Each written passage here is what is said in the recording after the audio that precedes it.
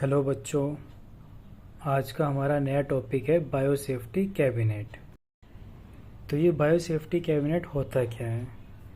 ये आपको safety provide करता है जब आप माइक्रोब्स को हैंडल करते हो।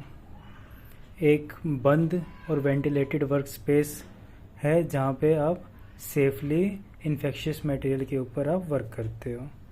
ये प्रोटेक्ट करता है लेबोरेटरी वर्कर को, सैंपल को और एनवायरनमेंट को। किससे? कंटामिनेशन से। अब इसका एम क्या है? पहला एम है कि ये वर्कर को प्रोटेक्ट करता है, मतलब जो भी बीमारी फैलाने वाले आप माइक्रोब्स को अगर आप हैंडल कर रहे हो, उसके ऊपर कोई काम कर रहे हो, तो आपको सेफ्टी के साथ करना पड़ेगा, नहीं तो आपको खुद को बीमारी हो जाएगी। दूसरा है कि ये सैंपल को प्रोटेक्ट करता है। किससे? जो बाहर का एनवायरनमेंट में कंटामिनेशन प्रेजेंट है उससे हमारा सैंपल कंटामिनेट ना हो जाए। तीसरा, अब आप इन्फेक्शियस एजेंट के साथ काम कर रहे हो, अगर वो एनवायरनमेंट में चला जाए तो क्या होगा? एनवायरनमेंट भी कंटामिनेट हो जाएगा, इन्फेक्शन फैल जाएगा एनवायरनमेंट में। तो इसलिए ये एनवायरनमेंट को भी प्रोटेक्ट करता है। अभी किस प्रिंसिपल पे काम कर रहा है? ये काम कर रहा है हेपा फिल्टर्स के ऊपर। हेपा फिल्टर्स होते हैं हाई एफिशिएंसी पार्टिकुलेट एयर। ये क्या करते हैं? एयर को फिल्टर कर देते हैं। जो भी पार्टिकल्स हैं एयर के अंदर वो रिमूव हो जाते हैं, आपको एक क्लीन एनवायरनमेंट मिल जाता है काम करने के लिए, जिससे क्या होता है आपका एनवायरनमेंट भी सेफ रहता है, आपका सैंपल भी सेफ रहता है और जो पर्सन काम कर रहा है वो भी सेफ रहता है। ये 99.97% पार्टिकल्स को रिमूव कर देता है, फिल्टर कर देता है। कितने तक के साइज तक के? 0.3 माइक्रोन्स तक के साइज के पार्टिकल्स को ये रिमूव कर देता है। अब ये कितने टाइप के बायोसेफ्टी कैबिनेट होते हैं? ये होते हैं 3 टाइप के। Class first biosafety cabinet, class second biosafety cabinet, जो सबसे ज़्यादा यूज़ होता है क्लास सेकंड बायोसेफ्टी कैबिनेट। फिर आता है क्लास थर्ड बायोसेफ्टी कैबिनेट। आपको ये तीनों डायग्राम दिख रहे होंगे, इमेजेस दिख रहे होंगे बायोसेफ्टी कैबिनेट्स की। क्लास फर्स्ट कैसा दिख रहा है, क्लास सेकंड और क्लास थर्ड। अब बात करते हैं क्लास फर्स्ट बायोसेफ्टी कैबिनेट की। ये प्रोटेक्ट कर रहा है वर्कर को, एनवायरनमेंट को, बट ये प्रोटेक्ट सैंपल को नहीं कर रहा है ये। अब क्लास फर्स्ट बायोसेफ्टी कैबिनेट के प्रिंसिपल की बात करते हैं। पहले आप डायग्राम देखो, इसमें क्या दिख रहा है? एक ओपनिंग है, यहाँ से रूम एयर गई अंदर और वर्क स्पेस में पास हो रही है, घूम रही है वहीं पे। और जब बाहर निकली एग्जॉस्ट डक्ट के थ्रू, तो कैसे निकली? इस एग्जॉस्ट डक्ट के पास क्या लगा पड़ा है? हेपा फिल्टर्स लगे पड़े हैं। तो जो भी आप जब काम कर रहे थे, जब जो एरोसोल्स या बायो कंटामिनेंट्स बने वो सब क्या हुए? इस हेपा फिल्टर के थ्रू पास हुए। तो हेपा फिल्टर्स ने उनको ट्रैप कर लिया और क्लीन एयर को एनवायरनमेंट के अंदर छोड़ दिया, जिससे क्या होगा? आपका एनवायरनमेंट सेफ हो गया और पर्सन जो काम कर रहा है वो भी सेफ है, लेकिन जो सैंपल है, जो वर्किंग प्लेस पे जो सैंपल रखा हुआ है वो सेफ नहीं है।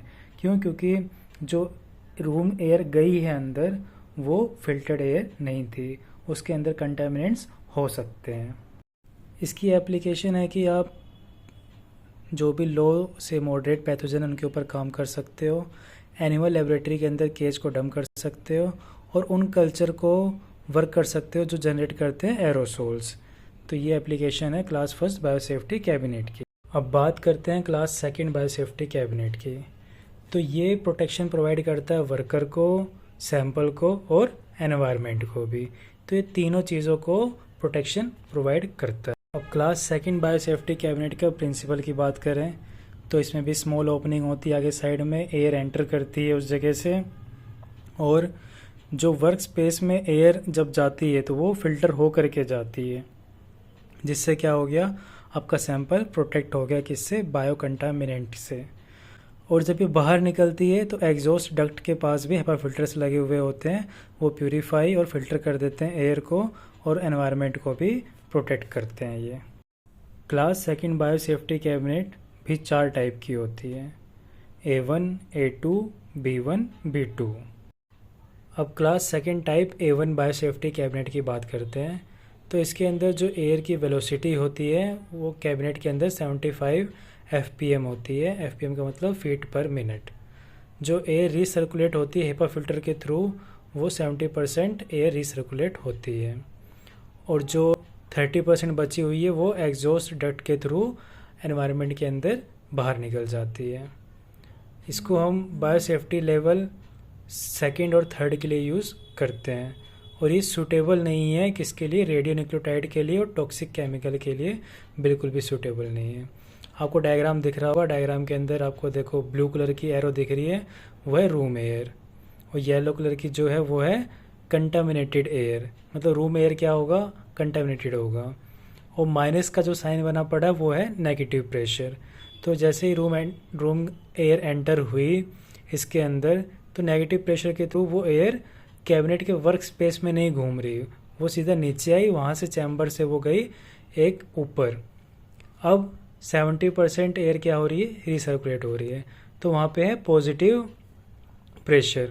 वो क्या करेगा, 70% एयर को हेपा फिल्टर के थ्रू पास करेगा वर्क स्पेस में और 30% एयर को रिलीज़ कर देगा एनवायरनमेंट में। तो इसमें 2 हेपा फिल्टर्स यूज़ हो रखे हैं, इसलिए हमारा जो पर्सन है, जो सैंपल है और एनवायरनमेंट है वो क्या रहता है, सेफ रहता है, प्रोटेक्टेड रहता है। अब जो class 2nd type A2 biosafety cabinet है वो सेम टाइप A1 की तरह है। उसमें हम रेडियो न्यूक्लियोटाइड और टॉक्सिक केमिकल पे काम नहीं कर सकते थे, लेकिन जो A2 बायोसेफ्टी कैबिनेट है इस पे हम रेडियो न्यूक्लियोटाइड और टॉक्सिक केमिकल के ऊपर काम कर सकते हैं। 3rd है आपका class 2nd type B1 biosafety cabinet. इसमें जो वेलोसिटी होती है एयर की कैबिनेट के अंदर वो होती है 100 fpm, और जो एयर रिसर्कुलेट होती है हेपा फिल्टर के थ्रू वो 30% ही होती है, बाकी बची 70% वो एग्जॉस्ट डक्ट के थ्रू एनवायरनमेंट में रिलीज़ हो जाती है। ये भी हम यूज़ करते हैं इसको बायोसेफ्टी लेवल 2nd और 3rd के लिए, और इसको भी आप रेडियो न्यूक्लियोटाइड और टॉक्सिक केमिकल के लिए आप यूज़ कर सकते हो। इसका भी सेम प्रिंसिपल बिल्कुल ही वैसा है। वहाँ पे 70% एयर रिसर्कुलेट हो रही थी A1 टाइप के अंदर, जबकि B1 के अंदर क्या होगी, खाली 30% जो एयर होगी वो रिसर्कुलेट होगी वर्क स्पेस में, बाकी 70% क्या होगा वो रिलीज़ हो जाएगा एनवायरनमेंट में। नेक्स्ट है आपका class 2nd type B2 biosafety cabinet. इसके अंदर भी जो एयर की वेलोसिटी होगी वो होगी 100 fpm। इसके अंदर जो एयर रिसर्कुलेट होगी वो बिल्कुल भी नहीं होगी, 0% एयर रिसर्कुलेट होगी, बाकी जो 100% एयर है वो एग्जॉस्ट डक्ट के थ्रू एनवायरनमेंट में रिलीज़ हो जाएगी। इसको आप रेडियो न्यूक्लियोटाइड के लिए और टॉक्सिक केमिकल के लिए यूज़ कर सकते हो, और ये भी बायोसेफ्टी लेवल 2nd और 3rd के लिए यूज़ होता है। ये लास्ट आपका क्लास 3rd बायोसेफ्टी कैबिनेट। ये डिज़ाइन करा गया है बायोसेफ्टी लेवल 4 के लिए, और ये मैक्सिमम प्रोटेक्शन प्रोवाइड करता है वर्कर और एनवायरनमेंट को। इसका प्रिंसिपल है, ये बिल्कुल ही एयर टाइट चैम्बर होता है जो कि मेटल का बना हुआ होता है। इसके आगे कोई ओपनिंग नहीं होता, यहाँ पे रबड़ ग्लव प्रेजेंट होते हैं, आप इनके अंदर अपना हाथ डाल के काम कर सकते हो। एयर एंटर करती है हेपा फिल्टर के थ्रू इसके अंदर, और एग्जॉस्ट सिस्टम के पास 2 हेपा फिल्टर होते हैं ताकि वो ज़्यादा से ज़्यादा एयर को क्लीन करके एनवायरनमेंट के अंदर रिलीज़ करें। अब बायोसेफ्टी 3rd कैबिनेट के एप्लीकेशन की बात करें तो इसमें हम जो हाई रिस्क बायोलॉजिकल एजेंट होते हैं उनको हैंडल कर सकते हैं, वैक्सीन और फार्मास्यूटिकल डेवलपमेंट के लिए यूज़ कर सकते हैं, जेनेटिक इंजीनियरिंग और रिसर्च में यूज़ कर सकते हैं, पैथोजन डायग्नोस्टिक के लिए यूज़ कर सकते हैं, और कोई भी केमिकल जो हजार्डस है, जो बहुत ही खतरनाक है, उसके लिए आप यूज़ कर सकते हो बायोसेफ्टी कैबिनेट 3rd। अब इन कैबिनेट में काम करने से पहले आपको क्या करना पड़ेगा, सबसे पहले आपको 10-15 मिनट पहले ही इसके स्विचेस को ऑन करना पड़ेगा, यूवी लाइट को ऑन करना पड़ेगा, इसको डिसइंफेक्ट करना पड़ेगा 70% अल्कोहल से, और जो भी सामान हमें चाहिए, जिसका भी यूज़ है, आप जो भी काम करोगे वो इसके अंदर सामान आप रख दोगे। अब आप कैसे अच्छे से काम कर पाओगे इस कैबिनेट पर, तो आपको कम से कम 4 से 6 इंच कैबिनेट के अंदर काम करना होता है, बिल्कुल ही ऐसे बाहर फ्रंट पे काम नहीं करना।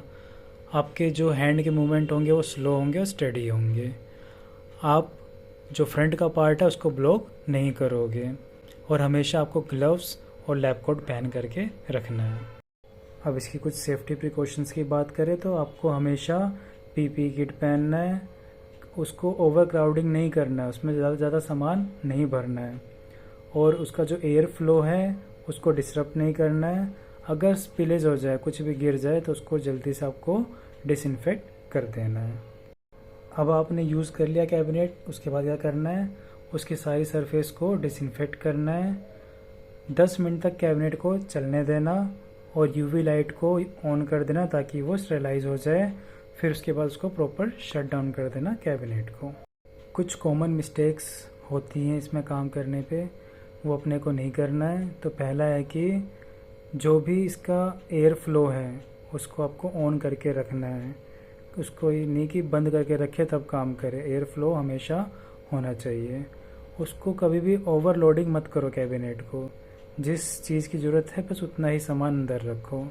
आपके हैंड्स के मूवमेंट फास्ट नहीं होना चाहिए और प्रॉपर क्लीनिंग होनी चाहिए। अगर इम्प्रॉपर क्लीनिंग हो गया, आप डिसइंफेक्ट सही से नहीं कर रहे हो, उसकी सरफेस को साफ़ नहीं कर रहे हो, तो भी कंटामिनेशन के चांसेस बढ़ जाते हैं। तो ये कुछ कॉमन मिस्टेक्स हैं। तो कंक्लूड करते हैं कि बायोसेफ्टी कैबिनेट बहुत ही ज़रूरी है लेबोरेटरी के अंदर सेफ्टी के लिए। अगर आप प्रॉपर यूज़ कर रहे हो तो इससे कंटामिनेशन नहीं होगा, आप प्रोटेक्ट कर सकते हो यूज़र को और एनवायरनमेंट को, और स्टैंडर्ड सेफ्टी गाइडलाइंस को फॉलो हमेशा करें। So thank you. Next class में हम देखेंगे मॉर्फोलॉजी ऑफ बैक्टीरिया।